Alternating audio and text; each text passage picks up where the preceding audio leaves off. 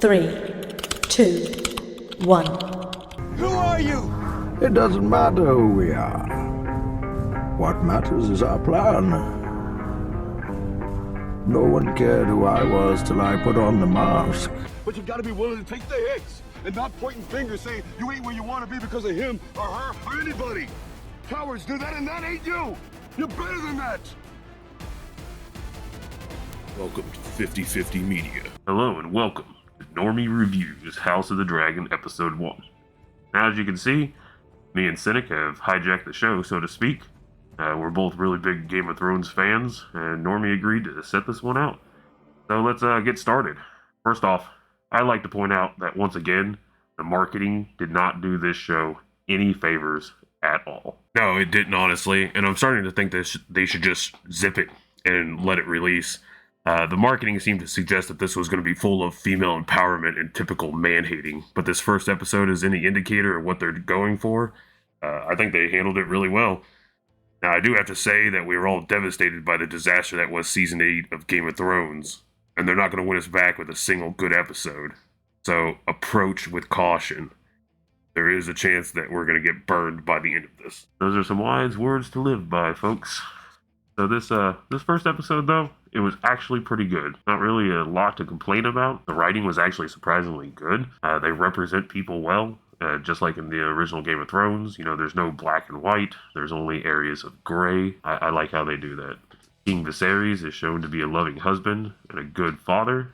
His wife is shown to be a proud mother. And the childbirthing scene was actually very emotional and sets up the whole story that we're about to watch. Problems with the birth force the king to choose between mother and child, or the possibility of losing them both. You really feel for the king having to make this decision, and your heart just wrenched watching them perform the C-section on the queen, and very crudely, I might add. And it really shows the king struggling with the decision, and you watch him in pain as he holds the hand of the woman he loves as she dies. Just to make matters worse, the child dies shortly after birth. It was really well done, and I actually liked how they intercut it with the joust and the fight. It harkens back to the queen's words earlier with Rhaenyra, that childbirth is a woman's battlefield, and these cuts really help, get that message across. It sure does. And Rhaenyra is somewhat like Arya Stark. She doesn't really aspire to be a mother or a lady of a house. She wants to go out into the battlefield. But it's only mentioned once. And like you said, the mom kind of refutes this statement by saying that childbirthing is her battlefield. But then we also get Daemon Targaryen, Viserys' brother, and he's the current heir to the throne. He's a standout character. He's played by Matt Smith. Matt does a really good job, delivers a solid performance. Yeah, he does.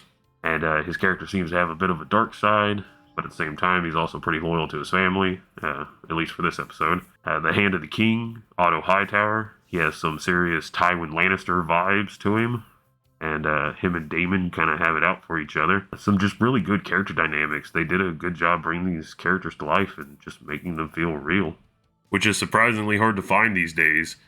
Daemon does kind of screw himself over in the end. He celebrates the death of the king's newborn son. Viserys orders him back to the Vale, to his wife, tells him that he's no longer the heir, and we get a good scene with Viserys and Rhaenyra, where he tells her that she is now his heir, and I like how this was done, and it makes me like Viserys even more. Rhaenyra even shows a twinge of fear and nervousness about becoming queen, and I like how they did that. She's not perfect, Then it brings us to a part that I wasn't really a big fan of, where Viserys tells Rhaenyra that Aegon had a dream that he called the Song of Ice and Fire, and it basically foretells the events of Season 7 and 8 of Game of Thrones, and I'm not a fan of this. It shouldn't, as it doesn't have any relevance outside of what we already know about Game of Thrones. There should not be any White Walkers in this show, and with that being the case, this line will have no payoff, and I think they could have tweaked it, made it about the Dance of Dragons and the fall of the Targaryens, and then we would have got a payoff, because that's where the show is headed. But for being one of the only things that we didn't really like about the show, there's some other small things, like the reference to Daenerys at the beginning in the text, and how they're really trying to make Rhaenyra look like Dany, especially with her outfit, her hair, everything, in the very beginning, the opening scene. And then, of course, the Ice and Fire reference, but it's whatever now. I guess it's canon. considering that George is helping out on this. But like Cynic said earlier, I'm really approaching this with a level of cautiousness, and I'm wary of what the future holds. And I mean, I hope they execute it well. I feel the same way. A lot of faith in them. I feel the same way, you know. But they also put in some stuff that I feel like was just nostalgia bait. I mean, like mentioning the Baratheons and the Starks. I mean, I know they're characters and families that live in this world, but at the same time, it's just like, remember. But I really did like what they did with the throne. It looked a lot better. It's still not quite book accurate, and I didn't really like how there's just like random swords just laying on the floor, fire melted and whatnot. I really did like how Viserys ends up cutting himself on it, because that actually does happen to him and many others who have set the throne. As Aegon once said, a king should never set easy. But overall, this episode was good, and it's worth the watch. But be warned, this could go down into a fiery crash, so be sure to wear your seatbelt. Yeah, well, I suppose we shall see, as Daemon Targaryen would say. Time will tell. So yeah, that's a great line, by the way. This review. Thanks for watching. Comment down below and let us know what you think. Cynic and I will probably be doing the reviews for the rest of House of the Dragon, but we may end up coming up with our own show for it, so we don't have to steal from Normee anymore, who will be back later this week. Until next time, we are 50/50 Media. Well, that's it for this video.